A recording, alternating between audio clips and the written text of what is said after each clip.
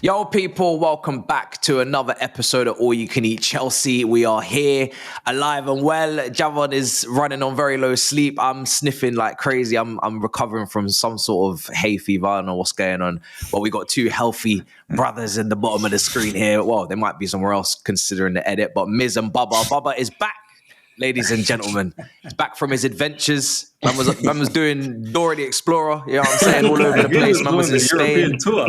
Wow. How are you doing, Bubba? We'll start with you, bro. Good to see you back. I'm good doing, bro. I'm doing good, bro. Sure, I'm the one losing on sleep. You had a Saeed moment right there, man. I said, I'm good doing. I'm good doing, bro. I'm doing good, bro. So, like it's been crazy. I've not slept for last 3 days. So, yes, last night I got a good sleep when we beat Spurs. So, I was also excited to do the show because I'm back now. I've settled down. I was figuring a few things out. Had a really crazy March. I was all around Spain, Netherlands, had a stop in Paris as well. So really enjoyed that. And yeah, at one point of time, it looked like I won't make it back. I really wanted myself to be there. I was really enjoying the trip. But when I took a look at my bank account, it told me to, just buzz off, go back home, start working again. It's okay. You had a good time. Now go back. And yeah, man, so happy with the 3 points and just looking forward to the rest of the season. I hope we get that Champions League place now. Yeah, it's going to be massive. Miz, brother, how are you doing? How are you feeling? Good to be back. Yeah, bro, doing good. Obviously, Ramadan is over, so we celebrated earlier this week. For everyone everyone that celebrated Eid Mubarak to you guys, and for people that didn't even celebrate, Eid Mubarak to you guys as well. So now we're back, and yeah, lovely win, and can't wait to talk with you guys. And also a special shout out to Baba. Some of those clips were amazing, man. All over Europe, you, bro. Barcelona, Real Madrid, like that's just amazing, man. Big trip. Thank you. Well done. Big up to you. Thanks. Yeah, mad. Javon, brother, welcome back as well. How are you doing? How are you feeling? I've just realised I'm a little bit darker than usual, so I'm going to turn my light on. How are you doing, brother? I'm doing well. Happy football is back. Happy we are back to winning ways. Happy Baba is back because we're going to get into the conversation. I've seen the clips as well, bro. Amazing trip. Trip. Only hope I can take one soon. Doing a football European tour. That would be crazy. That would be crazy. Yeah. That'd be a dream. Like seriously, that was a dream like holiday, what Baba just did. Like that's incredible, man. Yeah, I just feel blessed, bro, to be honest. I can't even fathom what's happening to me right now in a good way, to be honest. That's good. As you said, this was a dream a couple of years ago only, so blessed. Yeah. The next thing for him to do is just pop up in everybody's screen, US. And you know what? Like, it's crazy what hard work and dedication can get you. Like, it's amazing. Like, especially Baba and Matisse, like the growth, like right in front of my face. Like, do you know what I mean? Like, I literally I knew Baba when he had about 15,000 subscribers. Like, really? That's when I knew him.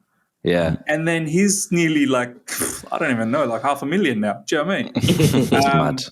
And Matisse as well from the get-go. Like, it's just amazing to see how both of you guys have developed. Like, it's mad, incredible story. Thank you so much, bro. Honestly. Big up, man. A lot of people have been saying, where's Baba? I said, Baba is booked and busy. He's important now. Baba is busy. He'll be back, bro, but he's busy. A guy sent me an email. Like, he was like, why did you have a fight with Matisse and why aren't you coming on all your kids? What's the reason for your rift? I'm like, there's no rift, bro. It's just that I've been traveling. What is this? TMZ? I don't like. Let alone doing all you can eat. I can't even make match reviews anymore because man can't even eat. Let alone all you can eat. Man can't even get space to eat. Let alone all you can eat. So it's good to be back, bro. It's good to be back. This is how rumors start, no? Like, we should have played into it. Me and Baba, just making stuff up. Yeah. We should have played into it. But also as well, Younes, before you think there's a rift there, he'll be here soon. Younes is just doing prayers at the moment. Yes. So he'll be here probably maybe earlier than usual in terms of like, because he was going to be here maybe midway, but because I had so many technical issues, I just had to sort as well my camera. So he might actually be here earlier in the show. So yeah, so let's get cracking. How does everybody feel after last night's win against Tottenham? Big win. Massive win. I felt like all the pressure was on us going into that game. We knew that we had to win for top 4. They didn't really have nothing on it because their season's dead anyway. That's probably the worst version of them I've ever seen in my lifetime, or at least one of the worst versions. They were even worse than I thought they'd be. I don't know if that's because we made them look really bad, because Caicedo was just on it. Like, he was a roadblock. When I'm watching back even the replays, you can see it in real time, but when you watch it back, I mean, his statistics are just 100% out of 100% out of 100%, everything attempted. And he was actually playing on a yellow card. And he also almost got injured, which, I'm not going to lie, that was the moment in the game where my heart nearly just sank into my stomach. Yeah. I was like, yo, if this brother does not get back up, I'm going to lose it. Because I already know how I feel about the lack of midfielders. Go on, Miz. What was you going to say? Yeah, man, I was devastated when I saw the first. It happened in the first 10 minutes, right? Like, I was like, man, and you almost felt that. Now, you know what? He's going to get up. He's going to get up. It looked like just an impact sort of situation, but then he got up and he's limping, and you're like, oh, this is not good. Then, if you guys remember, he fell down. He had to call like people to come from the bench to help him, and I was like, this is not good, man. He's going to get subbed off, and. But look, it turned out fantastic. And for me, he was man of the match. He deserved that goal. That was a blast, man. That shot. What a finish. He only scores bangers. You know what? He fully deserved that. And he was everywhere. He was covering ground just immaculately. And he was just winning duels left, right, and center. But yeah, just like you, Matisse, I was the same. I was confident. Like, I knew the Spurs team that we were getting into. So I was confident moving into this game. Just like you, yes, I also felt that the game was for us to go out there and do something about, because they are done in the Premier League. They're only looking at Europa League right now. God knows if they're even going to win that. But you're right, man. It was a very poor Spurs team. But when you look at it in the paper, like on paper, it looks like a decent enough team. It's a good team, bro. It's a good team. Yeah, it could at least compete. So and most of their players are also back from injury, right? So there is no more injury thing that they can blame it on. Exactly, and they didn't really pose much. So look, very happy. I said it in my post-match review that I'm not too concerned about the performance at this stage. Like, there's only few more games left. I can't sit here and cry about performance now. Yeah, it's all about the points now. Crying about performance should have been earlier this season. Do you know what I mean? Like, hey, it's done. We need to play better, this, that, the other. Now, 3 points, man. 3 points, 3 points, yeah. And we move. 3 points, we move. So hopefully we get that Champions League position. That's pretty much it. I was actually having like, for some reason, people were trying to argue with me about Caicedo being in team of the season. I think it was Toby, and it may be out already on content, or maybe it's coming out soon. I don't know, but there is no doubt that this brother is in the team of the season. There is no doubt that he really is our player of the year as well. Like, his performance, his goal was disallowed at Tottenham as well. The long shot, I think. Yes. This guy, yes. There's no doubt, man. There's no doubt that he deserves to be in that conversation for one of the best midfielders in the league this season, alongside maybe a couple of others. Who's a better midfielder than him in the Premier League right now? Forget about our performances as an overall club. Yeah, exactly. Yeah. Look at him as an individual player. Who would you rate higher? People were saying Rice is having a better season. No People were telling me Rice is having a better season as well. No chance. So I've seen Rice drop stinkers after stinkers this season. Like, I feel like people have not been seeing the level of consistency. Caicedo's just been performing. Yeah. I can only maybe pull out maybe 2 bad performances, and they're probably against Brighton. The only reason we are still in the top 4 conversation is because of Caicedo. Because he was the only player who held it together, and he has been consistent throughout the season. And can I add something? The way Enzo is complimenting him in the second half of the season, that's true, has made his work really easy. I feel earlier it was only him and Palmer. At times it felt like only these 2 players were up to it. But now we could see that Caicedo having played so much football, started to wear out a little bit. It was not his performance that were letting him down. It was the fitness levels and the way he was being used in every game. Every cup game he was being played, every Premier League game he was being played, not given any rest. And that's the reason why we were having our hearts in our mouth. Okay, one injury and it could go really wrong. But now Enzo has also stepped up. I feel there is a change in Enzo's body language also when you see him play. He is acting like the captain that we want from some of the players to be that personality on the field. The way he is moving, I think he has found a step. I don't know if his if it's the confidence that he gets. The international break, he played really well for Argentina. Yeah. The assist that he gave to McAllister was ridiculous, and the way he has molded himself and he has adapted, which took a bit of time. Because the way he is being used in Argentina is different to the way he's being played by Maresca in this system. But he is now performing in both the roles. So his traits are suited to play that center midfield role perfectly. So now he's coming to the terms, okay, what I need to do, when should I make those runs? Because earlier there were occasions when we used to cut back the ball and there was no one in the box. But now you can see Enzo more. Yeah. More than previously. So when to go forward, when to stay back. He's been Miz, I remember you had this complaint from Enzo last season and in the earlier part of the season also that he used to give away balls very cheaply. Like he was very easy to steal the ball from. Now I think he's got that physicality as well. Yeah. When it's very difficult. Tenacious. Yeah, he's got that tenacity back. So I feel both our most expensive signings are proving their worth to an extent. I believe that's a good sign. Yeah, 100% I agree. Because when you look at the money spent on those two players and the pressure that they're under, if you could pluck out two players maybe in the squad that you really need them to actually work out, perform, prove people wrong, those are the two that I'd pick out and be like, I really hope they have proper good top tier Chelsea careers. That midfield has always been the strongest part of the team. Even when you look past it, Lavia, but he can't stay fit. I'm starting to, lose my will to live on that side. But you've got Andre Santos, got the new signing that's coming that seems like he's just going to get straight put into the first team. Let's see what he does next season. That has always been the strongest department of this squad. Everything else around it, lots to look at. But the midfield should be set. Even Leslie Okochukwu, I think he's a player that shouldn't even be looked past. I think he should be looked at as someone that could actually do something for us in the future. But again, we'll see what happens. But yeah, that midfield, you're spot on. That midfield was just excellent. Oozing excellence. Like top tier, controlled the game. It's almost like we muzzled Tottenham. Like we just suffocated them. They didn't come out their half. I think they only had one proper chance, which Sanchez saved when the ball came across from Johnson in the second half.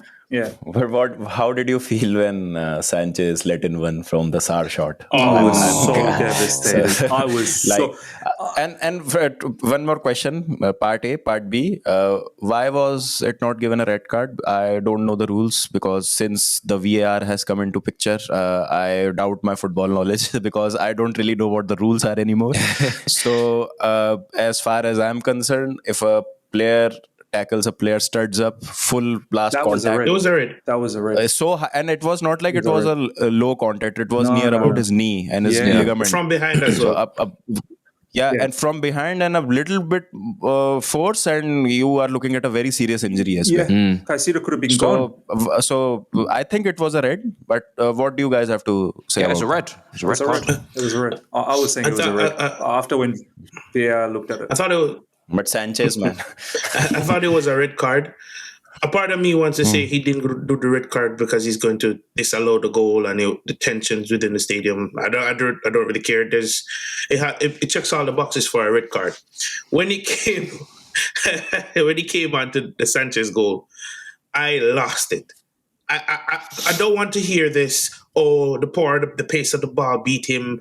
That man got a full hand on it. He had a full hand on it. Matter of fact, the ball hit him. He didn't hit the ball. Right? So I don't want to hear it. It was disappointing, and I'm glad it got overruled because we would have been cheated. Because I don't know how you guys viewed the game. I thought that performance from us was better than what we've seen in the past couple of weeks. Yeah. It was a good performance. The only thing that let us down is our finishing in the final third. Right? I didn't think it was a nothing game. I actually took positives from that game. the midfield. You guys say Me personally, I look. I left the game being very pleased with the 3 points because that was the first objective. But if I was to critique the game properly, there's a lot of gaps in our game, man. Like first half, I can't forget the first half. There's a lot of gaps in our game, especially up front. Lovely ball from Chalobah to start things off for Nicholas Jackson. You know, a ruthless number 9 knows how to control that. It was his first touch. Then his second touch, pretty poor. And I get it. He's been away for a little while. But then let's not forget as well, prior to the injury, he was missing for 9 games as well. So it's not it's just the injury. It's just like, He's come on, be nice to him. He's been away for a little while. What's that? do you know? He's been missing before. So Do you know what it is with Jackson? It was nice to have that proper identification in attack. Like 100%. we knew the identity. The brother, things we started know, to click. we know we're click with getting him in the attack. he's more of a focal point. He's made the run. He's stretching the defense. He's bullying the defense, which I was a little bit like, I didn't know if I was praising him, but I was also looking at the centre back side eye like, really? You're getting bullied? Like, this ain't prime Didier Drogba. Like, what's wrong with you?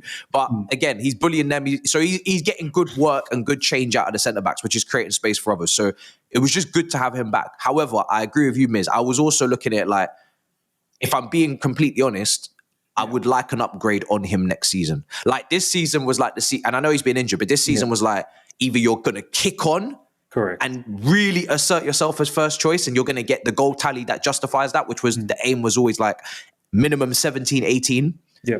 Or we're going to be like, okay, fair. We've given you your shot now. We've been very fair, but you're useful. We have you in the squad. You're good, but we need someone ruthless, because I want to go for the title next year at least. And I'm not asking for him to like be sold. Don't get me wrong. Like, I think there's value. There's good value in him. Just as you said, another top caliber. Like, if you want to compete and win Premier League titles, you look at Isak. You look at the brother Isak. Look at what he's doing. Do you know what I mean? You need to have that type of caliber. And look, the less we talk about our wingers, our wingers are not winging. Do you know what I mean? As problem. I realized with my post-match reaction, right, 2 things. One, when you're watching with rivals, I was watching the game with Big Six, and these men are talking about Chinese food versus Caribbean food, Turkish food versus Mexican food. Not serious. Talking non-stop throughout the game, pissing me off to the nth degree, because they're not respecting my team. This is what I'm gathering. You're not respecting. I've got Tobes who's crashing out because his team's absolutely abysmal and awful. He's not really taking in this Caicedo performance, so I'm going to have to chat to him about that as well. But I realized the reason why I wasn't like, first of all, I think this wasn't a Tottenham team where it's like of old, where like it's a big win against them. I think it's a big win for the occasion. The atmosphere I heard was amazing, 120th anniversary. So it's a big win because we hate them and I love that. Like, that's good for us. But it wasn't a big win in terms of we respect them. They're a top team. Like, what? If anything, you get a bigger win out of like Newcastle's and Villas at this point, right? Yeah. But I think the reason why I came out of that game flatter than I would have is because those wingers, like you said, they just left the real stench. Like, they really left their mark on me. Like, I was meant to be coming out of there like, Caicedo, incredible. Enzo got a goal, Palmer assist. I thought Cole Palmer in the left half space was working his magic, you know what I mean? Creating. He was kind of like receiving on his favoured foot and then just whipping balls in or just cutbacks. Like even Gusto, I think he got skinned once or twice. But he was a little improvement. Cucurella is always good. 50-50 with I'm still James I straight got a lot back of heat in. for that, but I'm not convinced with that performance. I'm not going to fall for that. He was he was only good like within the first 20 minutes of the first half, and then after the first cross, back to what he was this season. Yeah. But he wasn't getting skinned alive like usual. Like, he just got skinned maybe twice by Son. Just once. So and then like the centre backs, Chalobah, Colwell, they handled pretty much everything they had to handle. There wasn't much going on. Fantastic. Chalobah, Chalobah was strong for me. Cucurella, once again, just good, bro. Just so good, so solid. I'd say after Caicedo, very close second would be Cucurella. Just stopped everything on the left side. Like, he's just so assured. You're never going to get any threat from that side. But yeah, Matisse, like, these wingers, look, do you know what?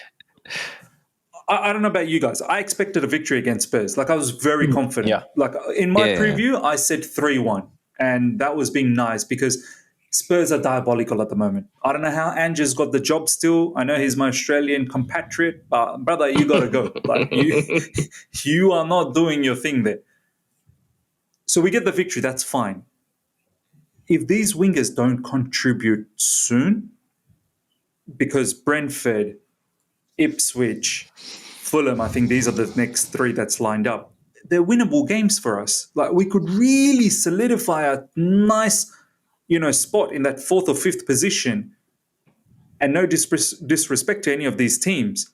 But it's going to be so much harder if our wingers don't do something about it. Like, these are games where you need to step up. And Pedro Neto and Sancho, so lackluster, man. I think, and this is crazy for me to say this, and I know Javon's going to like this. I don't completely rate Madueke because he's got flaws in his game too. But Madueke, he came on. At least he was taking these men on. He was taking them on. He was trying to create something. Pedro Neto, man, I don't remember when he took a player on, man. Like, seriously. I know those inverted crosses look nice, but it doesn't look nice when there's no one there. He was overhitting them. Yeah, and Sancho. There's one time he did shoot. It was a top class. Even Vicario had to, Yeah. But how often does he get into lovely shooting positions? Brother don't want to shoot. Can I critique something here? He just don't want to shoot. Going back to Chalobah, right? We can agree that Chalobah was solid defensive.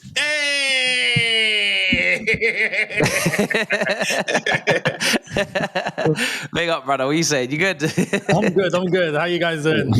We're well, brother. We're very well. Apologies for the delay, courtesy of British summertime and my oblivious thoughts on it. Okay. Nice. Hope you're Go on, all See Javon. you, Younes, bro. Yeah, Big up, bro. welcome, Younes. Yeah, but as I was saying, can I critique Thank you, something? We all agree that Chalobah was solid defensively, but offensively, I think he deserved more. Those 2 passes, and I'm thinking about it. If there were better quality at the end of those 2 passes, those are certified goals. The first one he put on a plate for Jadon Sancho. Take the ball up to touch and run into space. Even the commentator was saying it. Take on your man. Go down on the outside. He picks up the ball. Either 1v1 or if he had the pace, he could have burned the defender. Why are you cutting and dribbling going back into traffic? We get it. Jinky me jinky, you beat a man. Stop it. The first ball, he puts it on a plate for Jackson. Like me said, a certified striker knows what he's doing before he even receives the ball. Right? So I'm sitting there saying to myself, Chalobah, not the best defender we have. Well, let me say, not the best defender we could have. But I'm saying for the qualities he distributed in that game, he could have more offensively. And that says to me what our defenders are, what some of our players that can give us, even when they're not the best, we still don't have anyone to take advantage of those attributes. You know where I'm going from? So, if we had a better striker, if we had better wingers, I kind of want to believe this team would look so much different, even with the low quality we have, because those players are still contributing. Another thing as well, isn't there there's a stat out there that Cole Palmer created the most chances in the Premier League this season? How are we not taking? Yes. In God's name have we not taken more advantage of that? So, With his first assist in 4 months yesterday. So you know what that's. But he converted. He created 39 chances, I think, in those 4 months. Something. Yeah. 2 months ago, he had created most chances in top 5 leagues of Europe. Yeah. Not So only the what is Premier that? League. It just shows how many assists this guy is missing out. Yeah. How many? Yeah. And then he gets the blame. Oh, he looks very, very lethargic. He's not good enough. But stats are not doing justice to him. Do you know what I mean? But we don't have any real gunmen in the front line, not out wide and not up front. There's no clinical finishers. There's no pure ball strikers in the front line. They don't exist. There's nobody there that when they're in their range, they've got their type of finish. There's nobody there for that. So everything's kind of like a lucky dip. It's It's like you put your hand in and you see what you pull out. Sometimes you pull out a shot that's on target. You're like, oh, let's go again. Over the bar and side netting. So it's like you don't know what you're getting. But yeah, I think those wing. The thing is for me, before obviously Younes, you give your opinion on it as well. But the thing is for me is that this game just. I feel like if anything, I'm maybe going to take more from the defensive performance than the attacking. Like at least we kept a clean sheet. Yeah. We stopped them from creating any real opportunities. They had like one big chance, you could say, one big save from Sanchez. Our defense was airtight. Like I said, we suffocated them. We kept them in there. Like that was the back part of the pitch was all very organized and well drilled. The front line, this front line performance against better teams, you're thinking, I still don't exactly know where the goals are coming from. It's kind of very heavily on Jackson to rediscover early season form, which hopefully comes as he gets fitter. But even his shooting ability, we know, is kind of capped at a certain level right now. But yeah, Younes, what did you make of the game, bro? How did you feel about the performance? There were elements of it that I liked that were better, for sure. The first, 10, 15 minutes, it was basically a five-a-side match. I said this in my review. It was like so end-to-end, which I kind of liked, I'm not going to lie. But overall, I think there's two sides to this. I think there's elements of our game that were better. As you said, even defensively, I think was a little bit more secure. At the same time, and I said this yesterday, Tottenham were poor, man. Yeah, really bad, but not just in terms of like they weren't bad, like really bad for the entire 90 minutes, but just overall they were basic. And you can see why they're 14th. You can see like Ange's clearly, I don't know if he's lost the dressing room or something, but he's lost his mind at this point. I think you could hear his comments after the game. I was like, excuse me. So I feel like they were there for the taking and we took advantage of that. I think there were circumstances there that didn't, that wasn't beneficial, like the referee, like the VAR. I hate everything about those two yesterday. But there were some bright performances. Caicedo specifically, he was a machine yesterday. Absolute machine. And I'm gutted his goal didn't count, which in the end, it took about a lifetime, but in the end, I think it was the correct decision. But it's a shame because he hit that so sweet. His performance overall individually was fantastic. So there were bright sparks, but I agree. I think despite the win, despite 3 points, it still seemed like in the end it was done the hard way. And I think that's because, like you said, Matisse, I feel like there's an over-reliance now on Jackson because he's all we have. And then when he doesn't perform or he can't do it as well as people are expecting him to, he's going to get flack. But we haven't got anything on our wings to compensate or to try and take the load off. And then when we turn to them, we realize, okay, they can't do it. Then we turn back to Jackson expecting him to do something. And I feel like everyone's in the same boat. There's not one person in that front line that's really, really taking... look, I don't expect anyone to do it by themselves. This is why I look at Jackson and I think I kind of feel sorry for him as well because he shouldn't bear the entire brunt. We should be a team that have decent wingers and a decent striker that can share everything amongst them. The striker to obviously get a little bit more. And this is why yesterday's performance with Jackson I thought was decent. I'm not going to say he was fantastic. I'm not going to say he was crap. He wasn't. He was decent. There were... except for the goal, it never came. And I don't feel like we gave him enough on a plate to be able to really finish. But aside from that, his build-up and his link-up and all of that was good. But you need to have, if a striker is going to be, let's say, marked out of the game or he's not going to be involved, you need to have wingers. And Sancho yesterday just pissed me off. Pissed me off, man. Because like Javon's correct. He's just not shooting. There were two clear-cut opportunities for him to shoot, and they were crystal. He didn't. I'm like, what are you doing? Have you got eyes? Like you're moving into the perfect areas, and he's not pulling the trigger. I saw a poll earlier on. Who's more who brings more to the team, Sterling or Sancho? And I'm like, I can't believe we're even having this poll. I can't believe this is even a thing, because I have to say Sterling. It's crazy because Sancho, I think, is the better footballer, but when you don't deliver the result, at least Sterling might get, a couple of goals here and there. Like Sancho just doesn't want to shoot. And if all he did was shoot when he has the opportunity to, I think it would completely up his game, fully. So that's a shame that we need to address these 2 points in the summer in terms of having a proper in and out winger that is going to be lethal, and having a striker that is going to be there and just finishing his dinner every single day and every single night. And if we don't do that, then even if we get Champions League, we're going to be affected. Do you know I don't know how you guys feel about this, but I've noticed, there are certain wingers that are just so hungry for goals. Like they're just hungry. Like they're there. They want to be in the box. They want to be in and around. They're just hungry to score goals because it's just in their, build, right? Once again, Javon's going to like what I'm going to say. Madueke, as I've already said in this episode, that I don't completely rate him because there's flaws. But one thing I do rate about him, this guy's hungry for goals, Yeah. He's always there for the goals. He's not, if he gets an opportunity to have a dig and he's in and around the box, he'll shoot. He's going to have it. Yeah. Now, the shot might go over the bar. It might hit the side netting.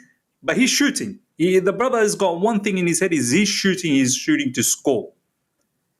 Pedro Neto and Sancho, I don't see them being hungry for goals, Like, why are you not sniffing an opportunity that the ball might be landing here? Let me place myself so when the ball's there, I'm cracking the living daylights out of this shot, right?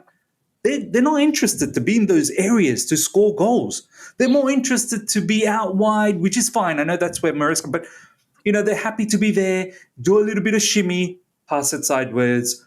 They're not keen to gamble and get in, man. Get in. Especially when, say, for example, when Pedro Neto at times inverted cross. Sancho, you should know better than all of us what your teammate's up to. You see him on a regular at the training ground. I'm sure he communicates with you that, hey, Jaden, every now and then I might do that. Do you know what I mean? You be there, far post. It's an easy tap in for you. Read it, smell it when I'm about to do this.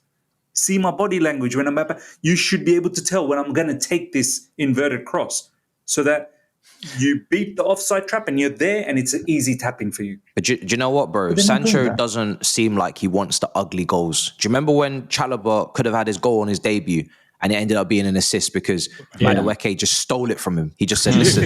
And then he stole it at the back post on a set piece and he looked back and he said, sorry, mate, but that's what I do. This is what they pay me for. You know what I mean? That's what he said. This is what they pay me for. Yeah. And a lot of people were very critical because maybe they wasn't big fans of Madueke at the time or whatever. Oh, why are you taking the goal off Chalobah? This guy's arrogant. Look at him celebrating this. I said, do that. Yeah. Do that more because that's a mindset that I want you to have. I want you to not be able to help yourself when it comes to, I have to have this. This is a goal. It's an opportunity. I want you to have that inside you where you just can't even help yourself but score for Chelsea. You can't even help yourself. I don't want you to be like, I don't need this. No, that's not the fire inside you that needs to be lit. Go and get it, have it, and then apologize for it later. But these guys, they're the opposite. It's almost like, apologizing, bro. I'm not apologizing. Sorry, I didn't mean to get in the way. Sorry. True. Like, you know get what? the ugly goals. I feel like it shouldn't be so black or white. Right? I feel like what separates the average players from the really good players is that balance. The balance of you're a winger. Your job is to primarily create and try and get chances created for your striker or for anyone that's going to be in the box because you're the one that's driving into the box or the one crossing into the box. That should be your prime aim. But that doesn't mean if there's no one there that you just stop. Like, no, at that point, I expect you to try and create something for yourself. You should have the skill to dribble, get past players. You should find the space to shoot. So your job is to try and assist. Your job is to try and create, but don't restrict yourself from shooting. Don't restrict yourself from taking a chance yourself. So the balance should be there. It shouldn't be. The thing with Madueke is that I don't have any hesitation that if the ball's at his feet, he's going to try and score. There's no hesitation there, but the problem with him is that he does that too much sometimes, where he does have the opportunity to slot it into Jackson, who's free, or slot it into a midfielder that's crashing into the box, who's free. But he doesn't. That could cost the team a goal. So that's the sweet balance. You should be unselfish enough to know when to give because you see the space. Your teammate has the space. He has a better chance of scoring than you, but also be selfish enough to know that when there's no option, it's on you. Try and do something too. And that's the sweet spot for a top winger. And I feel like that's where you get the best of both worlds. You create more chance of your team scoring a goal that way. With Sancho and Madueke, we've got two extremes. And Neto now is starting to drift into the Sancho territory, which I don't like either. So that's what makes a really great winger, which I don't feel like we have. I want to pick up on a point that you made. My light's flashing. Give me a minute. Yeah, so I want to pick up on a point that you made, Rennie. I want to pick up on a point that you made. Younes. See, we can see. I want to hone in on the point of that sweet spot when the primary job of a winger is to create. But that's my issue with Sancho and Neto. It's like they cannot switch off from that. Because they are trying to create. They can't. But they're not realizing that's not what the team needs with what we have. We have a striker that can create for himself if needed. We have a striker that has great link-up play. But we don't have a striker that's going to be on the end of what you create. We don't have a striker that's going to be lethal enough to say, okay, you cannot botch that cross. I'm going to turn a half chance into a full chance. So what you then need to do now is kind of take from Madueke just a bit, because like you say, it's a fine balance. Yeah. Because guess what? I'm pretty sure everyone on in the chat or in the comment section and on the panel can agree that shooting-wise, Neto is better than Madueke.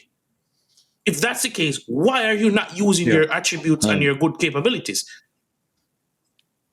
I don't know now. Yeah. I'm a little bit confused as to who's the best shooter out of the three of them. I can't lie.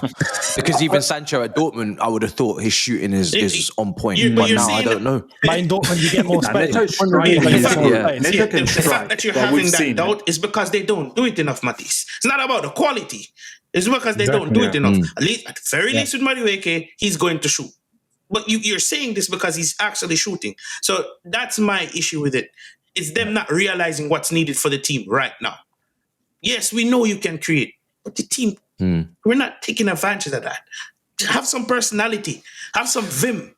Sancho, you have the vim. You're just not shooting. Because you can't tell me yesterday he wasn't cooking people. He was cooking people. But to what end? The food was salty, bro. You gotta, do better than that. It's true. Nullify it all and he'd go backwards or sideways. And then it'd kill the action. Can I ask everyone, right, if you're to split this out of 100, say 70-30, 50-50, 40-60, I'll go one by one. I'll start with Bubba. How much of that win is us and how much of it is Tottenham being terrible? Because that's what I'm trying to take away from it going into Brentford, going into the rest of the season. It's a very good question. Because I'm going to get onto Tottenham in a minute after this, but I don't know. So, Bubba, what would you say in terms of percentage for that game? See, I don't want to put it entirely on Tottenham being crap because there have been instances where the other teams have been absolutely abysmal and we've found ways to not win those games. So I think it would be a bit unfair because I would say was not over the moon, but I was satisfied with the performance. Like I could see a lot of positive things. And as Miss said earlier, that it's now time to, not crib too much about the performances, just take out the positives and look how we are going to get the next 3 points. So that is my main concern. I would say 60% or 65% it was us being good, or 40 or 35% Spurs being bad. Or I'll go 70-30. Like still we did our part.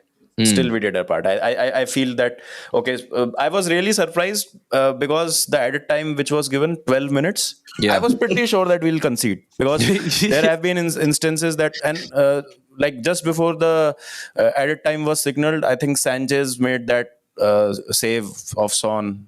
Was it Son or someone else? I don't remember. Yeah, it was Son, So, It was on. Yeah. so the signs were there, but I was surprised that they could not even muster a single good offensive move in those 12 minutes. The time in which we are at our most vulnerable. Last season also, this season also, we've conceded a lot of last minute winners or equalizers.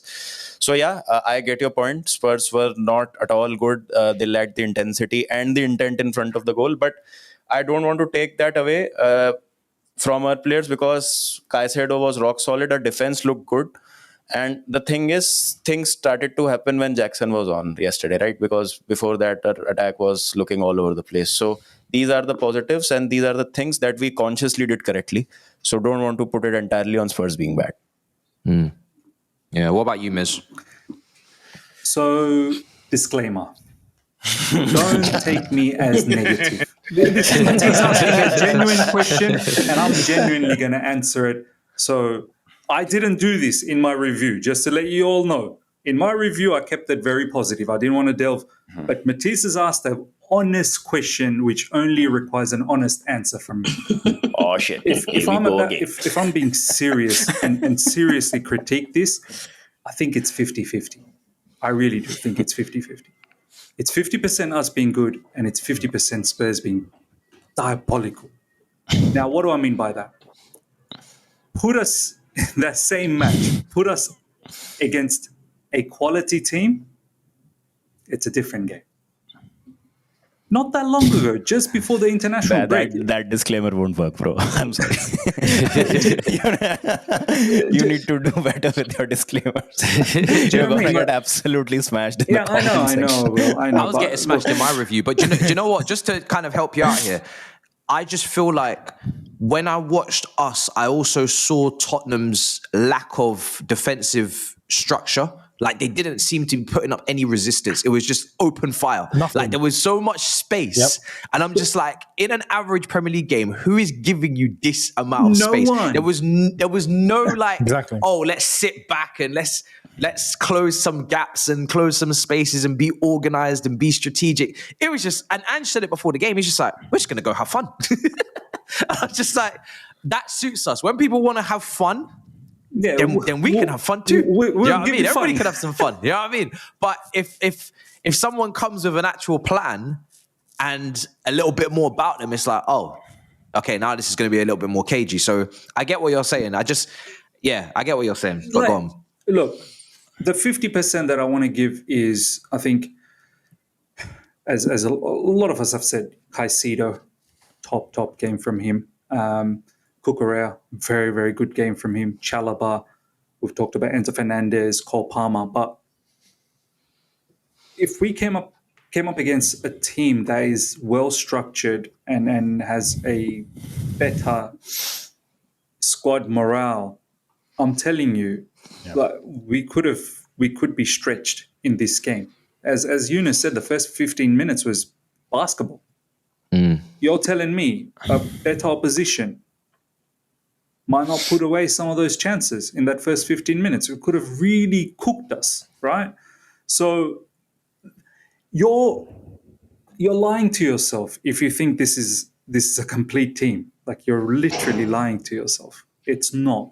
As Javon has said earlier on, we're probably that striker, that goalkeeper, the wingers, we're some of those pieces away to really put up a nice squad. Whether we do that or not in the summer, I don't know. But Another centre back as well, I think. another centre back as well. Again. Absolutely. So I think Brentford will be a better barometer to understand how we're going to pan out for the rest of the season. Spurs, once again, as Younes said, there's a reason why these guys are 14th. They're bad. So let's see. They're even worse than I thought. Exactly. Yeah, no, they're bad. So Brentford, they're a little bit more solid, but I still expect us to win. Ipswich as well, similarly. And I think Fulham will also give us a better indication. I don't know if you where guys we are. have discussed this already in the previous shows, but how many points do you think will be safe for that 5th position? We'll get into that. I'll actually pull up the fixtures and we'll get into that. Credit to the manager for bringing on Tosin, I guess, and closing the game out 5-5 at the back as well. That's some nice variety in his game management and not just allowing things to kind of peter out and just making sure he took action. Javon, what about you, bro, in terms of your much split? like Miss said, it's hard to give a proper assessment because it's the first game back after international break, and it's also the first game back for some of these players from injury. So with all of that into consideration, it's very difficult to say. We won. We're gonna get better going forward. But what I will say is, the inclusion of those injured players showed the difference in how we play. Like, 1, we had a focal point. 2, we had substitution if substitutions needed to be made. And the inclusion of Jackson, yes, we know what his finishing is like, but at the very least, he's going to hold the ball up, turn a defender, and then it's inshallah after that. So I'm basically saying this because it affects the team on a whole. Because now there's an out ball, I know we can have people that can run off of him, and Cole Palmer has that chemistry back with him. I break it down that way to say it is 65% us, 35% Tottenham. Because again, we're not just gonna forget what happened against Arsenal and the lot before this, right? So with them in the inclusion and us being able to dominate at certain points in the game the way we dominate, play how we played. Remember another thing that we were really good at in the start of the season was the transitional play and the speed of the transitional play. At times in the game, I had a bit of remembrance of that. We saw that the transitional play, whether it's the one ball over the top, whether it's the ball to Cole Palmer, he immediately switches it, turns. I'm seeing that. But again, Tottenham were abysmal. I don't know if we'll have the space. So I'm going to go 65-35. Ask me this question after Brentford, and then I could give you a better, feeling of what it is. Yeah. What about you, Younes? Yeah, I'm going to say 50-50 as well. I'm going to say, I'll bring up this example. Our game against Arsenal, right, where we lost 1-0. But it was clear, Arsenal were average, seriously average, but we were poor. And that's kind of why Arsenal just kind of walked away. And that game was pretty boring as well. Nothing really happened. Whereas yesterday, flip it. Whereas like, we weren't average. We were good. But it wasn't extraordinary. But Tottenham were seriously, I don't want to say pants or like really bad. They were basic. Like they weren't doing anything when they had the ball. Nothing. There was no structure. There was no. I mean, Son looked like a shadow of himself. For example, they'd get to the box and things would just fizzle. The shape was off. There was no energy. Nothing. It was basic. So I'd expect us to be able to get more out of the game. But like I said, we weren't extraordinary, but we done enough to get the job done. So I'll say 50-50 in that regard. And again, the Brentford game, I feel will be more of a test. I will say we had things that ended up going in our favor in the end. Where at the beginning I was like Reece James not starting, for example. Managing minutes. I'm like, this is Tottenham. What are we doing? But at the end, it worked out. So we go into Brentford better now, considering those things. So that will be a bigger test. I think that will be better understanding to see exactly where we are. It's a really difficult game to analyze because you're going up against a coach and a team that will allow you to play your best stuff because of the way that he sees the game and his lack of kind of feel for the Premier League, and he doesn't seem to want to adapt or cover up for his team's weaknesses and the other team's strengths and try to adapt and make things easier to get a result. He just wants to play his way or no way. He's very stubborn. But then it's also, like you said, Javon, we just come off the international break. Some players are not fully fit. They might be coming in a little bit, rough and ragged. So we're not really necessarily should be judging them at their very best because there's no momentum behind this performance. It's just slapped back into action. Yeah, so it's a weird one. It's a good win, but yeah, it's one. I still feel like based upon what I'm seeing at the moment, and based upon what our strengths are, which I'm going to caveat in a minute, and our weaknesses, which is the ball striking, and I still believe the goalkeeper, because the goalkeeper tried it with the goal that didn't count. He's still there. He just reminded me that he's still lurking in the darkness. Present. Yeah, hey, I'm still here. Based upon front and back, you know what I mean? I'd like to think we could keep a lot more clean sheets, but I'm not convinced yet, because like you said, that was a shocking Tottenham team and a Tottenham attack there. So let's see.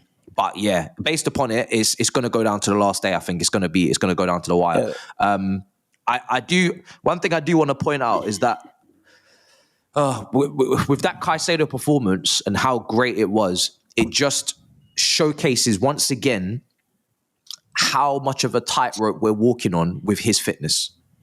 Because if that brother, and I touch wood, I pray, if that brother has any injury, like two things I think need to go in our favor. Certain players like him need to be fit every game, because I can't be seeing a Drewsbury Hall dropped in there, or I don't know what else is there, James in there. Like, it will be night and day what we're doing in midfield. So that's absolutely pivotal. He's got to be available from now to the end of the season. And it was touch and go twice yesterday. That red card that should have happened from Sarr, and then obviously the early challenge as well. And then the next thing is, I'm hoping that as we keep playing these kind of dead rubber games for others, they might just not play their level. Like, they might drop their level as well. So these games may actually be easier, because the Premier League is so dead in terms of there's not really much going on. The bottom three is decided. It could be really done by the end of the week. Like, Wolves play Ipswich, I think, at the Ipswich Stadium. Is it Portman Road, is it? Yes. Right? Yeah, so Ipswich play Wolves at home. If Wolves win that, that's it. It's over.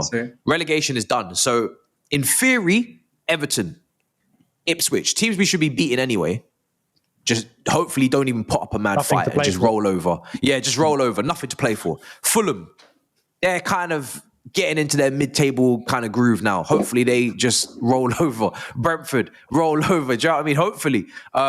And then you've got United, who are, again, irrelevant this season. Nothing to really bring to the league table. Hopefully there may even be Europa League final stages by the time we play them at the Bridge. Like Tottenham, roll over. So we might not be playing teams that are tactically or mentally as prepared as they would have been earlier on in the season. So what looks difficult, and I'm trying to caveat this with the fact that I said, yo, this is a difficult run of fixtures, but I'm just trying to bring this mental perspective to it, that maybe it might be more difficult on paper than it actually might be in real life, just purely because most of these teams aren't playing for anything. I think I'm going to pick up our fixtures now. Just quickly, while you look at the fixtures, Matisse, I will say one thing, though. These Premier League teams, they're a bit sneaky, they're a bit conniving, though. So nothing might be going for them, but they see something's going for you. They're like, wait a minute. Yeah, I'm going to try and screw you. I was surprised how Ipswich beat Bournemouth. This is the thing. These Premier League teams, yeah, sure, I've got nothing going on, but I can make sure you got nothing going on either. Yeah, So, There's some teams that thrive under that lack of pressure. Yeah. When there's too much pressure, they fall. But then when there isn't pressure, it's like, yeah, we're good. So, and then they just start playing their ball. It's just... Well, some teams are the opposite. Some teams need the pressure. Some teams need a relegation battle for them to really get, to the best. So it just depends. But I look at the fixture list, and obviously we'll get into this in detail. The next few games, realistically, should be WWW. It's winnable. The last four is where things are going to really hit the fan. So we need to get a catalogue of wins before that. Yeah. I'd like to think that we could... I'm not predicting this because you're asking for something that we haven't done in a while, but 4 wins out of the next 4 would be lovely, Dove. It would be, Brentford away, Ipswich at home, Fulham away, Everton at home.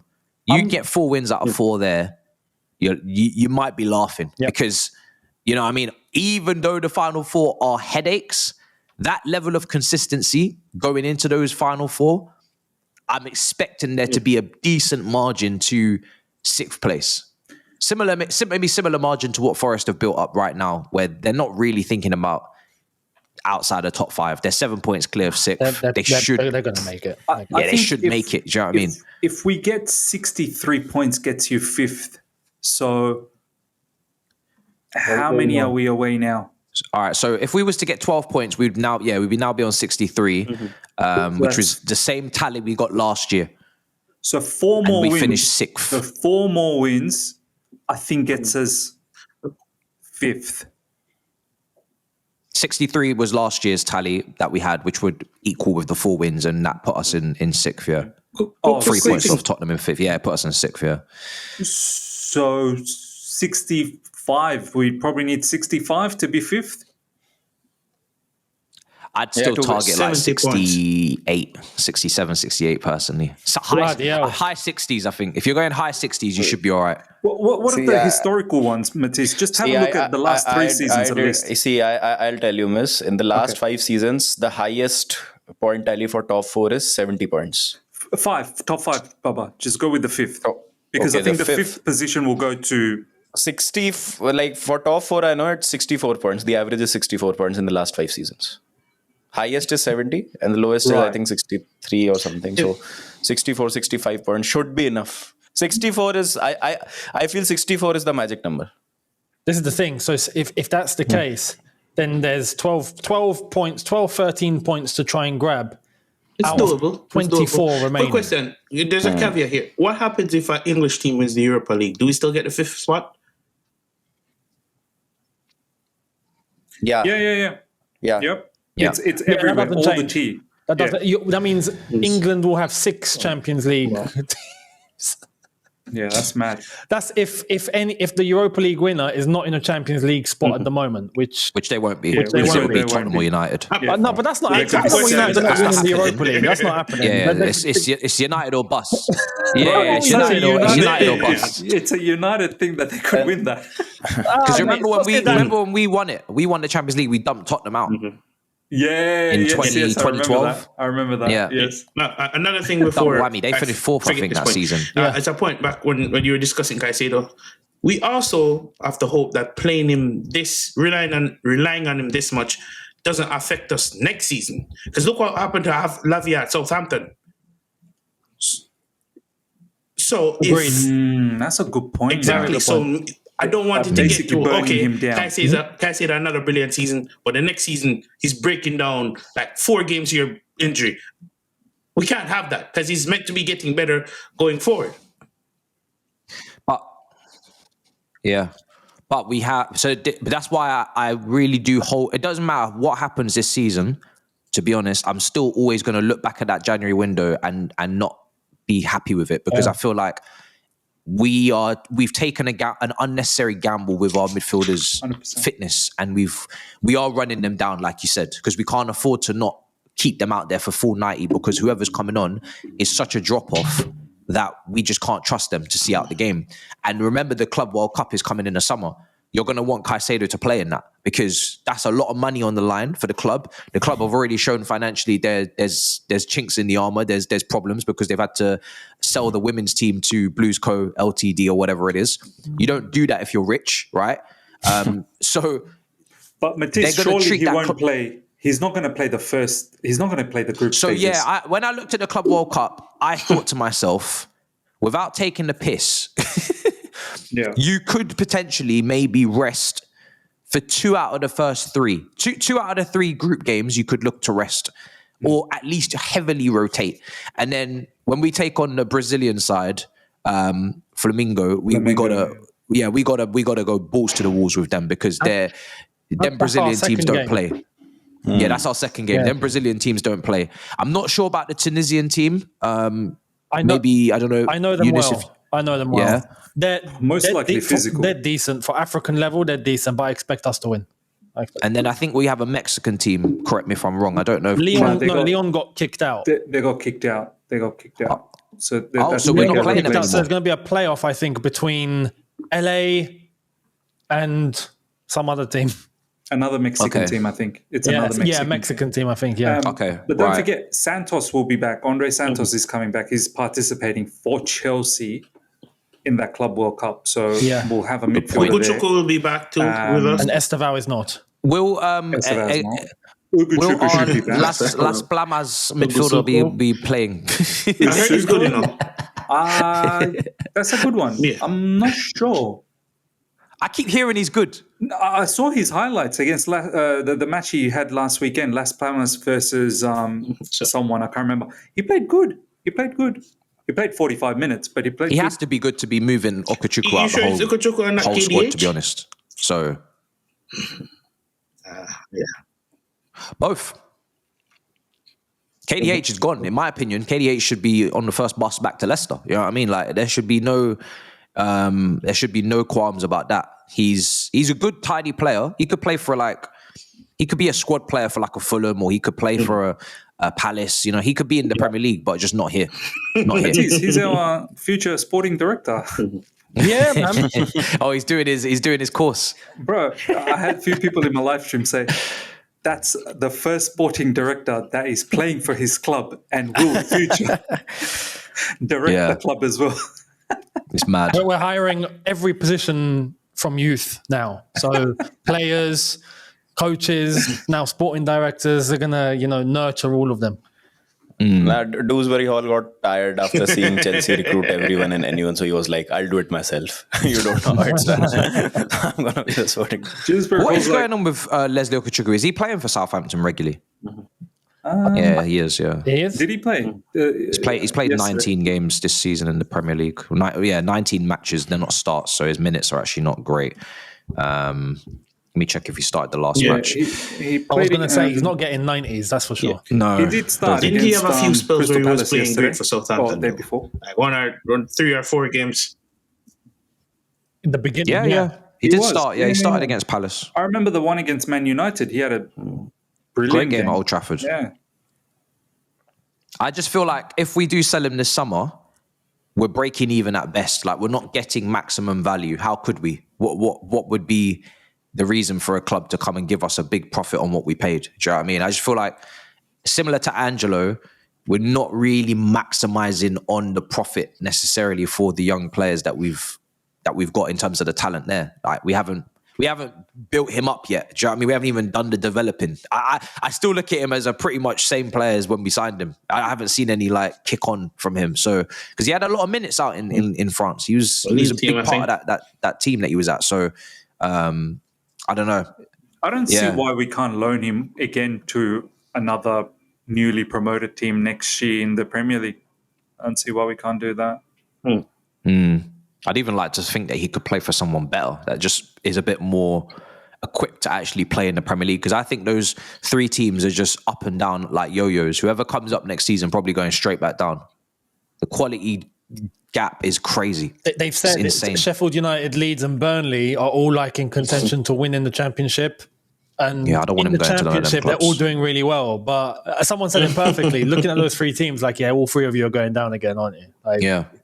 I'd love to see if somehow Frank Lampard makes it with Coventry. I hope he does. And then if Lamps comes to the Premier League, Ugochukwu, why don't you go learn from the If I'm being honest, I would love to see greatest of all Ugochukwu time. at Crystal You know what I Palace on loan. Maybe even at West Ham. Yeah. Yeah, he's Yeah. such a Crystal Palace type of player, isn't he?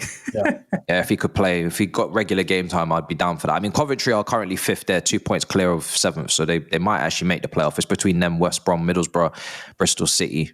Those 4 for two spots. Question, this is out of left field. Where's Millwall?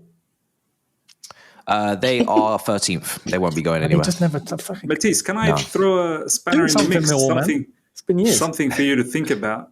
Yeah. If we all have the ability, the timing, and looks like Frank Lampard's Coventry will probably make it to the playoffs, let's do all you can eat Chelsea watch along for that playoff. For the playoffs. Lampard watch along. Just to see Coventry if they can make it and get promoted. I think that would be nice. Everybody's taken that in now. It's like, this is my second team because Lamps is over there fucking at the end of the games. You know what I mean? Everybody's getting gassed. I don't know, like, part of me wants him to get promoted. Part of me likes him in the Championship just running amok because it feels like somewhere that he's like tried and tested now. Derby County, I remember when they were in the playoffs, they just missed out on promotion. But you just know that the following season, he's going to kick on or they're going to have like he never got that second season at Derby to stabilize and really show he could do it again. I don't want him to come up. So I don't know if I might be the only one here. I don't want him to come up to the Premier League and have a Southampton season or a Leicester season and just be getting his ass just spanked week in, week out. I don't know, man. And I'm not even saying it would be down to his managerial ability. It could, because in the Premier League, he's, with Everton, he was struggling a bit. But it could be just down to sheer finances and quality of the team. I'd rather him just keep smashing the Championship and just being almost there and then just, all right, we go again. And just have like a good 3-4 year stint to build up his career. Then come straight up and then just get his ass whooped. But it would be a confirmation, which I think everyone is trying to look for, which would for good or for bad, or at least everyone gets their answer. Is that if he does come up to the Premier League, if he does well, then great.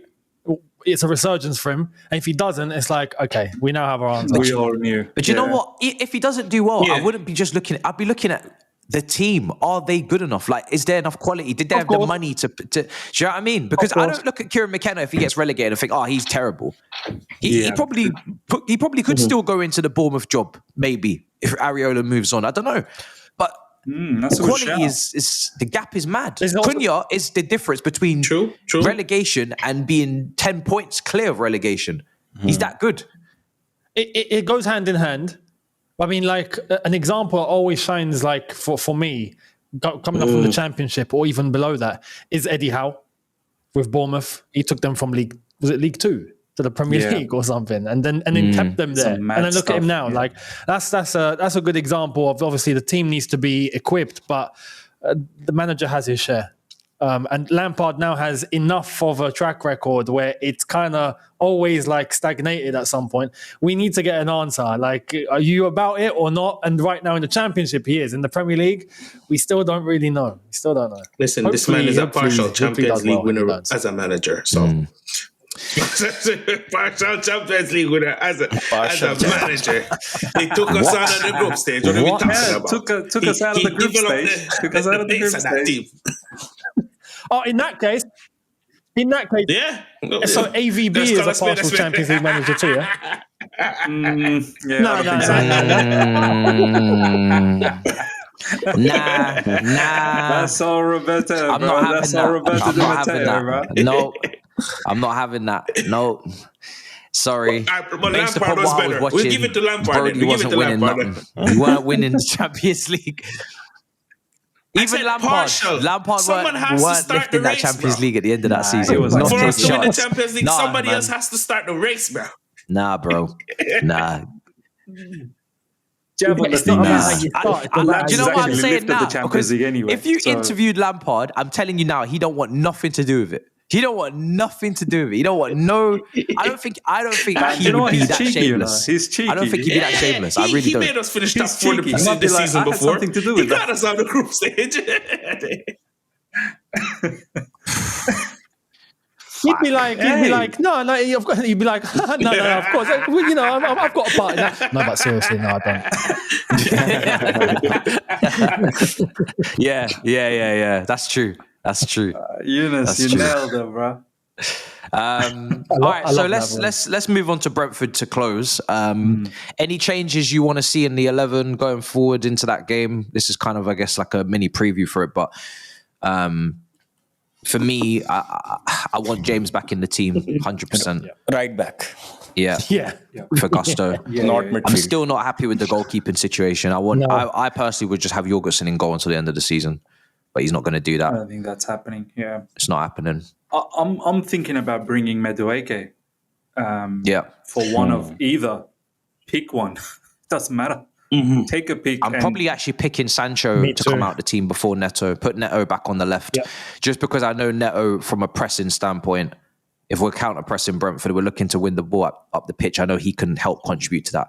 And Neto's work rate is good. And his work rate is on point, Defensively, he'll help and I keep saying it, and people, I don't know what you guys feel, but Neto on the right or the left for me is not a massive difference. It's not. I know what I'm getting. The guy is going to cross. It doesn't matter if he's on the right, he's going to look to check in on his left and cross. If he's on the left, he's going to cross. I don't see the shooting ability that I thought I was going to get when he was scoring goals against us for Wolves on the counter, scoring goals against Big Six teams on the counter for Wolves with his finishing. I thought, okay, maybe with more service, with more ball, more possession, more ball manipulation from our attackers and putting them in the right positions and good threaded through balls, and he's going to get more goals or he's going to get more shots. And so if you're not right hand side, you're left footed and you're not cutting in to shoot, and same on the right, brother. Up and down shuttle bus runs. You may as well just go over there and it doesn't matter what flank you're playing on, because he's pretty happy on both feet anyway to cross. Man said he's so playing I don't really see the difference like right now for me personally. That's I don't really crazy, mind. bro. Do you remember the ball? Do you remember the ball in behind from Palmer earlier on the season? Neto runs onto it from the left, flashes it across for Jackson, was it? And then it's a okay. It was Jackson. Newcastle. Felix. Was it Felix? No, Jackson. Wolves. That was Wolves. Yeah, so same thing. Same thing against Wolves. Was Jackson. Yeah. So I'm like, if anything, I'm chance creation wise, I've seen probably better off the left than the right. Yeah, for me, I would definitely start Neto. Definitely. Just because better on the remember left when the other two was out, Neto was the only one trying to trigger some form of press. So now the press can be started by Jackson. Neto follows suit, and Palmer follows suit, and maybe Madueke follows to kind of close the gap up the pitch. But for me, I'm starting Chalobah again. Someone has to take advantage of those over the top ball because he plays them perfectly well. Yeah. Maybe it's Madueke, maybe it's even Neto. That quick switch over to Neto, at least Neto's going to take on his man on the outside and try to either beat him or put him across versus the jinky. So for me, he retains his place. Reece James comes in, still shaky on Levi Colwill, but what are we going to do? And the keeper is the keeper. We're done beating that. That's like beating a dead horse. Jeepers keepers. He's not a keeper, he's Jeepers keepers.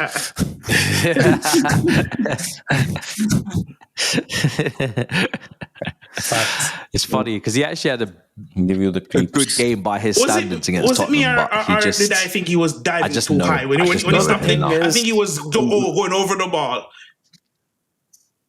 I thought it. He's all over the. He's all about the camera. What one thing that I don't like about this whole Sanchez talk is when people say, okay, you always slander him or you always bash him when he makes those mistakes, but he redeemed himself in the same game. He made that save and it's all well at the end. That goal didn't count. Bro, what the hell are you talking about? He's a goalkeeper. It's his job. And all it takes is one mistake for every goalkeeper. One simple question is the teams who even win trebles, let alone a team who's fighting for a top 4 place, teams who win big titles, teams who win trebles, not every game and every season they'll dominate their opposition. There will be games in which they'll grind out some scrappy wins. A 1-0 win, a 2-1 win, in which they'll be the second best team. Who will be the player who will be up to their rescue? The goalkeeper. He'll have a fantastic game. He won't let anything in.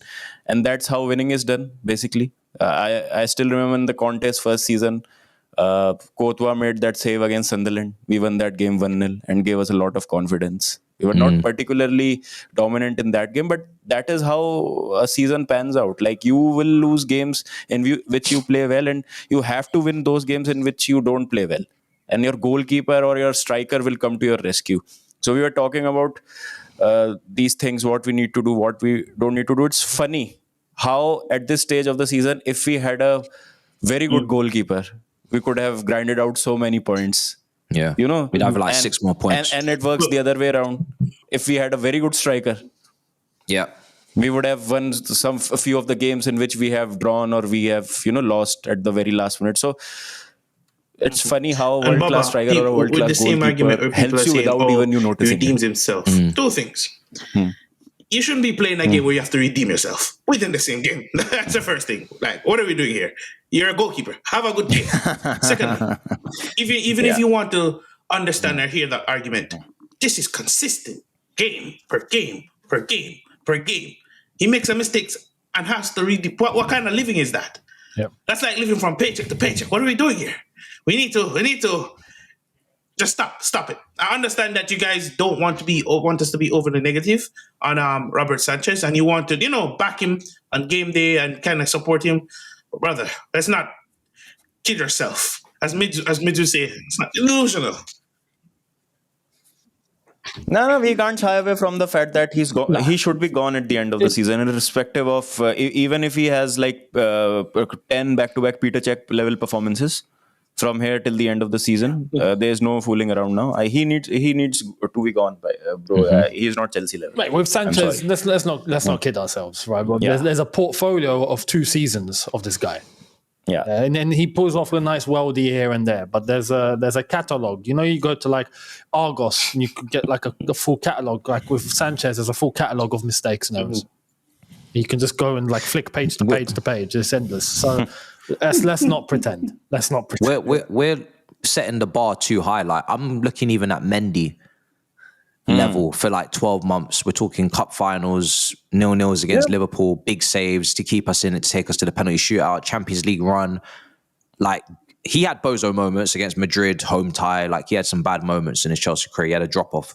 But even for a little period of time, he was performing at a top level where you could actually count on him. Whether it was cross collection, big saves, just doing the basics of a goalkeeper to keep us in moments and in matches. But this goalkeeper is too flippant from one week to the next. He's a nutcase,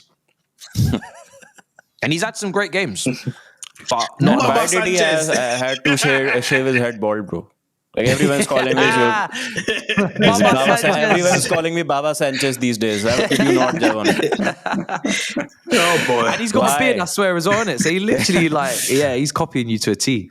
Do you know what I find so funny is that I don't know if you guys saw reports like the 2 keepers that are up for possible sale are Sanchez and Petrovic. Yes. But how is Petrovic in this same conversation with Sanchez? Like, wait, where'd you read this?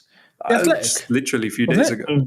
Yeah. How can Petrovic not be like going straight back into the squad to compete for a starting place? His numbers at Strasbourg are really good for a goalkeeper. He's had a great season at Strasbourg. Yeah. Apparently, I thought we'd be buzzing we might, because this would be a great opportunity for like the recruitment team to be like, you know what? We did something. Yeah. We got an internal solution. Yeah. Like, don't sell your potential internal solution. This is an opportunity for you to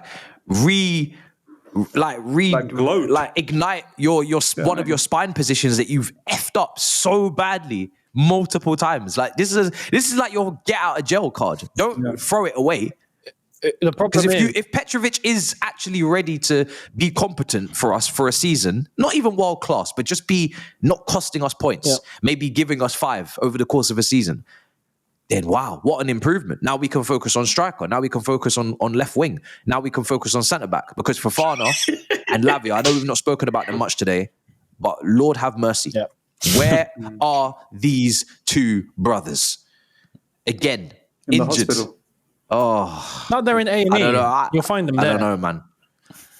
They're in A&E, man. Emergency room. The thing is, we're not going to be able to sell them because they won't pass a medical this summer. But if I could do, if I could now, honestly, I love Lavio and his level of quality, but I would sell him this summer. If I could, I would sell him, just because I don't like the whole if buts, maybes, could be's, would be, should be's. I just want him out of my imagination so I can move on. Do you know what I'm saying? Yep. Mm-hmm. And we have so many good midfielders, and apparently another one coming in, right? Let's see what he does. I'm not going to necessarily be harping over Lavia like he's some sort of Frank Lampard, Michael Ballack, Makalele player. Okay, he had a lot of talent. He's incredibly press resistant, good ball carrier, but he wasn't providing loads of goals, and he's not necessarily a 6. We can move on. He's like a Belgium Mateo Kovacic, right? So we can move on. Yeah. And then Fofana... No, I'm not. Kovacic was a great player. That's not even a disrespect. Kovacic carries the ball. I'm like, I can't make. Never mind.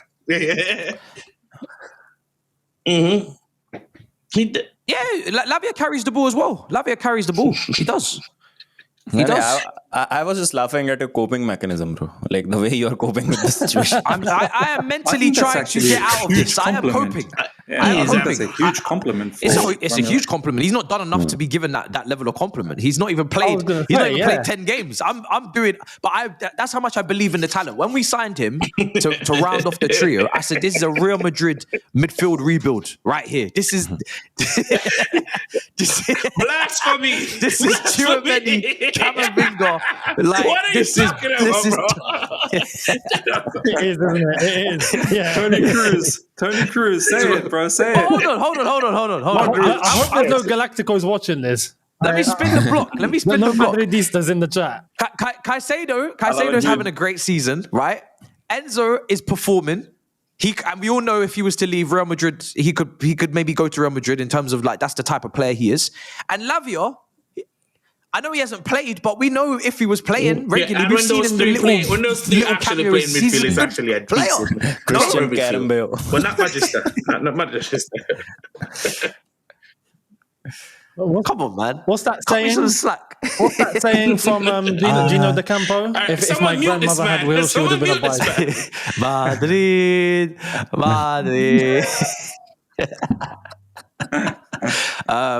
And then Fofana, I don't know about you guys, but again, Fofana. So this is my take with the Lavia. I know 2 seasons gone down the drain. I get it, but who's going to buy him? He's young. Okay, fine. Let me just see one more season, right? And that's me. That's me being very generous. That's me being very generous. Right? Look, What? Captain negative. What are you trying to see, bro? I'm not trying to see. I'm just saying that. Look, Hey, you want to maybe- see something? Take these. Yes, just saying that- I have a message for you. I have a message just for you. I'm just saying that. Look, he's young. Okay, let's just stick it out for another season. But with Wesley Fofana, that's 3 seasons down the drain now. Hey, this Yeah. problem started at Leicester.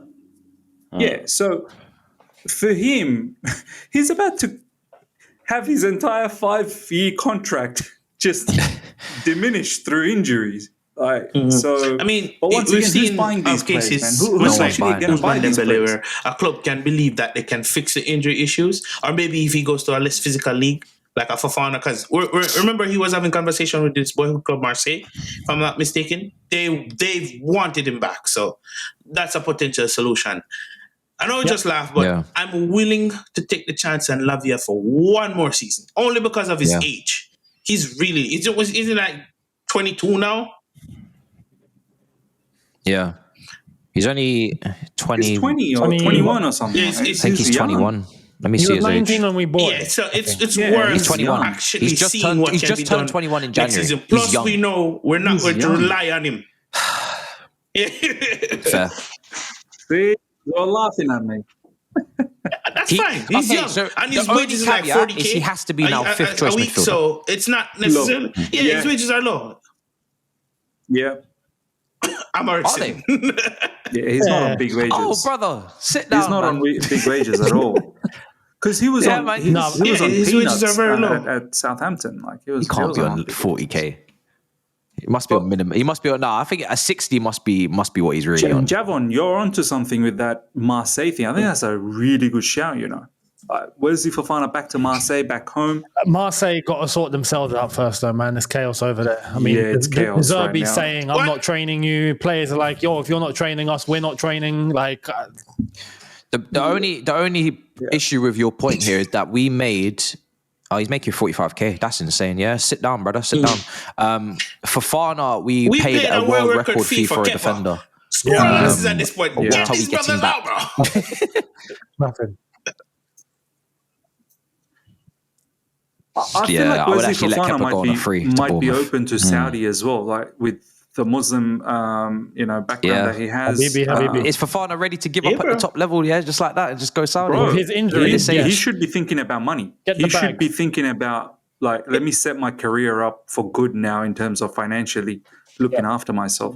Fofana he- should but- not be thinking about like winning Champions League and his this body and just the won't other. let him. Like, bro, Yeah, your but his career body is won't let him be going great. down the And hill. you never know. need to Maybe he's make been a money while fan you of can. Saudi his entire life, like Yeah. John Durant. So you never know.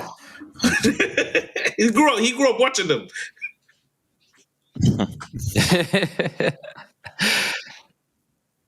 Yeah. Join You're Al right, Hilal, you're right. Al Nassr, one of those guys. You're sweet. Ideally, I wouldn't be giving up on any of them. From an ability standpoint, they're both ready to play significant roles for Chelsea. Yeah. But physically, I can't trust them. And they take up a slot in the squad that could be going to someone that's not maybe as good, but is durable and will be there. Realistically, should be as good or better and durable. Yeah. This is Chelsea Football Club. We should start and 100%. not with Champions League. But if you're fifth choice midfielder, you're gonna probably be meaty. No, you see how this is a very important point going into next season. If we make Champions League, this is the point where you start to level up your signings. This is where you now go to the next level. And this summer would mean that replacing these sort of players with better quality, more durable, even if they're a bit more expensive, you do it because you need to play Champions League football. Can I just ask though, like, because a lot of people always they do this to me in the comments, right? Like, see how we're talking about Fofana and Lavia. Like, Reece James is not someone who's been perfect in this conversation. Like, how do we feel about that? Like, we're saying get rid of these guys, and I hear you guys. I'm with you guys because Chelsea Football Club is not some sort of a hospital bed. Like, this is not where you just you can get injured here and there, but you're now literally injured all the time. Maybe because we've seen those levels from Reece at an extent. Yep. Like, there was a time that he was a very important player for us, was very important for us in the Champions League run. And like, he has produced numbers to an extent, but these guys are still yet We've to never have seen anything. not producing numbers, but they're still yet to play a 15-20 game run of fixtures without getting injured, right? Yeah. So then we'll have that conversation: are they good enough or not, or are they at the bottom line, do they have the potential at that the we very keep talking least? about? Captain as well. The actual point is they've done nothing for us, and Reece James have. That's just the bottom line, all right? Because the Champions League run, unlike Frank Lampard, yes, exactly. season, he actually lifted the full trophy, not partial lift, and. Just in all honesty, we've seen his quality going forward. And I think, well, let me speak from my perspective. When we were playing with wingbacks, he was our goal threat. So this guy could do everything. At one point, he was better than Trent. And I think what really got Trent over the line as being the best fullback is just availability. Because he's not a better defender than Reece. He was world-class in our team when we didn't have necessarily world-class footballers. Yeah. That's why he was there. He was that guy. So that's why he gets the saving grace from the fans. But Javon, would you say the same thing so we've seen a disruption in Reece James's season for the past 4 seasons, right? For the past 4 seasons, I think he's barely played even 50% of the matches, okay? Would you say the same thing next season? It's depending on how this season finishes. Trend continues. Because you see how Maresca is managing his minutes? He could very well finish this season fit.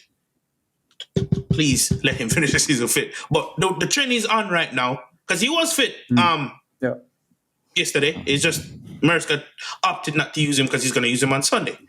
If he finishes this season fit and we can get some form of routine with him. Okay, you can't use him every other game, and then we'll build up to him being more consistent. Then I'm willing to take the chance. But if next season comes and he goes down again, I'm gonna have to call it at that point. But I was just explaining why we see more grace for Reece James than the other two.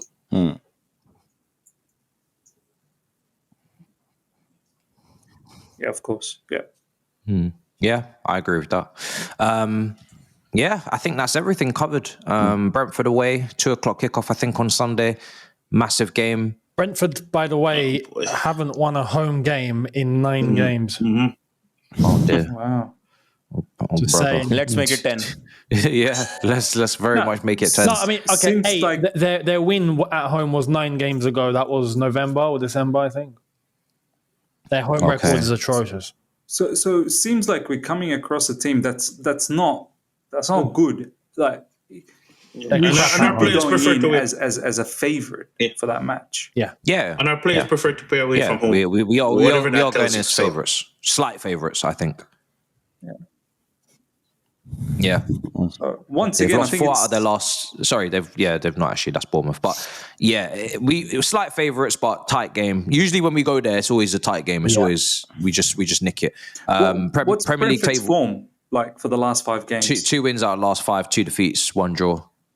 So it's 50-50, really. So it's a mess. Yeah, it's just very unpredictable. But yeah, round off. We're currently 4th on 52 points. Man City 5th on 51 points. Newcastle 6th with a game in hand on 50 points. Aston Villa in 7th with 48 points. I would probably cut it off there. I don't think Brighton's going to make top 5, even though they're not that far off. They're 4 points behind. I don't think Fulham's going to make top 5. Aston Villa's I do dark believe horse, it's Aston Villa's dark it's horse. out of Chelsea, City, Newcastle, Villa for 2 spots. Forest will get it, I think. But they're not, they haven't cleared it, but they'll probably get it. So that is it. We'll see what happens. I think Forest will probably tie down that 3rd place. Aston Villa, with what they did in the January window, they've sorted themselves out for these fixtures that are coming up. So We need Villa to go as far as possible in the Champions League. Absolutely. I hope they do, just for their own sake too. I hope they do well. Yeah, they got PSG next. It's going to be very tough. Let's see. But yeah, Younes, let the people know where to find you, bro. It's been a pleasure. Great show. Appreciate to everyone and everyone in the comments. Let us know what you think. Younes Talks Football.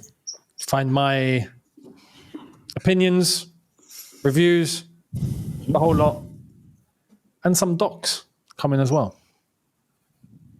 So yeah. Docs, yeah, I saw a Dele Alli doc, cheeky. There's more coming now. It's going to be a regular thing. Yeah. Trying to get us to feel sorry for Tottenham on game day. Cheeky. Come over. We had a really good Javon, episode let the last people know where to episode. find you, bro. Pleasure. There's no football, so we kind of did some nostalgia, some of your best players from the 02 to 2014 era. It was a very good watch, very good episode. Robert saying Frank Lampard was not elite in his time, so we had to put him in his. We had. Are you taking a piss? Hang on, As a player? Repeat that. Repeat that. As a player? Only because at he's that not feeling time, well. That what guy's he not did, feeling well. everybody As else a could player? do. There was a lot of midfielders, or there was midfielders better. So we had to kind of put him in his place over there. It was a good conversation, though. I give him that. Go check it out. Go check it out. Please, go check it out. The blasphemy. It was. He's a madman. He said Frank Lampard was elite. Repeat that. He said Frank Lampard was Lampard. comparing him to Zizou, Xavi, the rest. Trust me, Martial and I, we had to. I'm sorry. No, I might have to punch this camera, you know. Who finished second in the Ballon d'Or with Ronaldinho in 2005? Younes, don't even rise to this. Let's just punch him up, bro. Let's just yeah, punch him up. Don't even start bringing innit? statistics and awards and records and stats. Nah, bro. Mate. Just Miz, let them know where to find you, bro. I'm not even carrying on the conversation, bro. I'm not even carrying on the conversation. Wasn't Frank Lampard like one of the, if not the only midfielder that has gone like it was a 3 conversation seasons with double, like double assist, double goal, like something Two ridiculous. The only thing I could do, mate. What was the question? I had to bring some form of balance because we you said, were about to lose him. sign The off. only thing I could say is the players he was comparing him to, they would have lost on the stats, but they would have won on the eye test if you want to give him that, because he was comparing him to the Zizou, the Chaves, the Iniestas. Yeah, and that's the only thing I could give him. That's the only thing I could give him. That's fine. Like Barcelona, but you could name Those bosses, long but passes, bro. even on the We'll eye have test, another episode. We'll have Lampard another is episode so of Vital, people. underrated. Check It's it not out. even funny, but I don't want to get into it. I don't want to get into it right now. I'm sorry. I don't want to get into it. I don't want to get into it. Tell me you have not watched Frank Lampard play without telling me you have not watched Frank Lampard. Robert, you have committed a sin. Repent. Repent. This one I don't reply to this. Gerrard was better. I don't reply to him. I really don't reply I've to him. muted him. Yeah, Go on, Miss.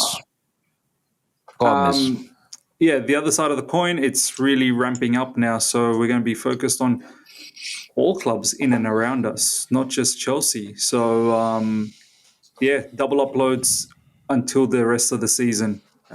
Live streams, everything's back. Like, it's just full focus on top 4, top 5 Champions League finish, and then we see what happens. So subscribe. Baba, let them know where to find you, bro. Pleasure as always. Yeah, bro, good to be back. So I'm back with my adventures. Drogbaba, same place as always. And going big on the cricket channel as well. Do make sure to follow Cricket with Baba. The IPL is well and truly on. Pushing for 100K over there as well. So let's see what happens. Busy time coming up for both cricket and football. There you are. There you are, guys. Make sure you subscribe to everybody. Links are in the description for everyone's channels and all the content coming up. Next up is the Brentford watch along on Sunday, 2:00 kickoff. I will be there, and then Manchester Derby. Unfortunately, I have to watch that because it's probably going to be awful. Really?